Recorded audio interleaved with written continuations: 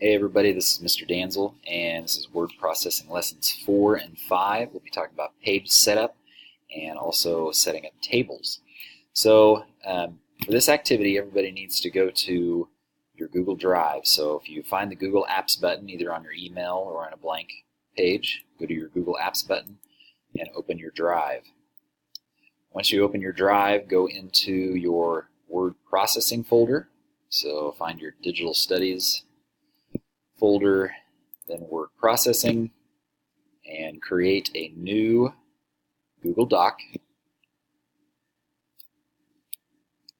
And we're going to call it WPL 4 through 5 Practice 2, since we did Practice 1 the other day. So you got a new document. So the first thing let's talk about is page setup. So page setup, we need to go to File and Page Setup, and we can do a couple things in here. One, we could change the orientation, and we're going to do that. So let's go ahead and change the orientation to landscape. You can also change the margins. Let's change all the margins to 0.75.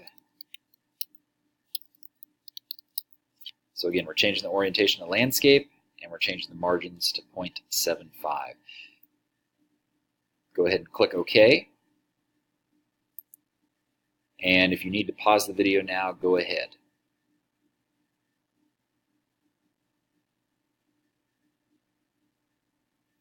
Alright, welcome back. So again, we did some file page setup stuff, we changed the margins, and we changed the orientation.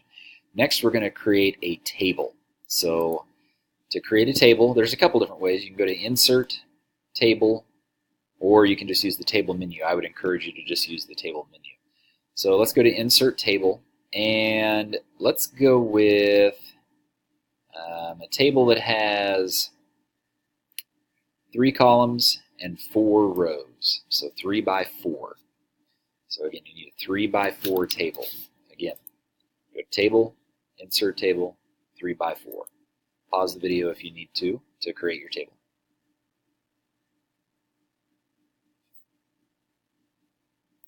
Welcome back. Okay, so in this table, we're going to create a table about your family.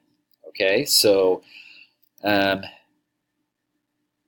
we'll put first name up here, last name up here, and then how about birthday?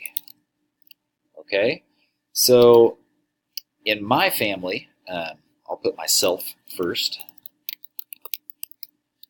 and then my birthday is April 12, 1980. Whoops. And then my wife's name right there. And finally, we'll put my daughter in here.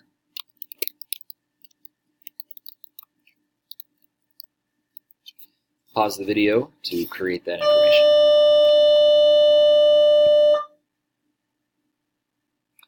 All right, let's continue. So you can input information using the tab key. You can move around with the arrow keys a little bit. It's not quite as effective, but using tab or shift tab to move around is very effective. Okay, so you can insert rows and columns into a table. So for example, I actually have a son who is older than my daughter. So I would like to create a blank row between my wife and my daughter. So to do that, I got to make sure, first of all, that my cursor is in one of these.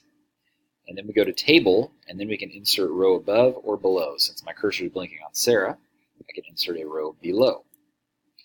And then I input his information.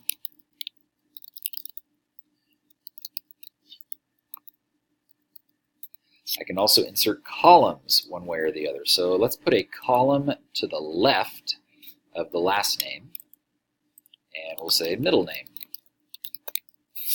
So actually, Tyler is my middle name. I'm just going to put N-A. Sarah is Michelle. Actually, Will's middle name is Will. So I'm getting really confused here. And Nora's name is Genevieve, her middle Pause the video here to create any new rows or columns that you need, including a middle name column.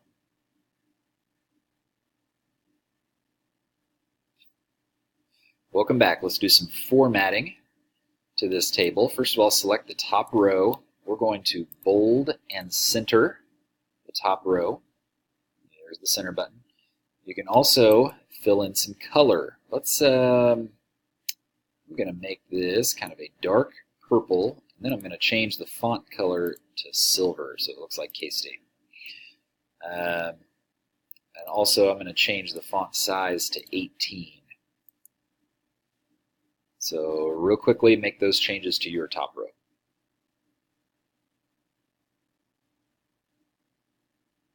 All right, good. Let's see. Next, we're going to resize the columns. So remember to resize columns.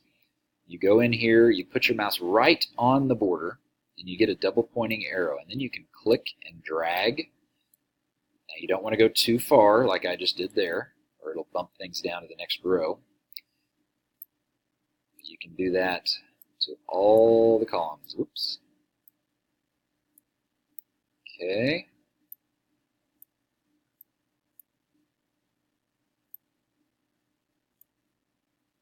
So go ahead and resize your columns.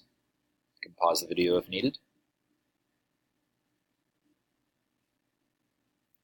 All right, good. Next, let's put a border around this table. So if you select the entire table, we're going to go up here and use these three buttons here: border color, border width, border dash.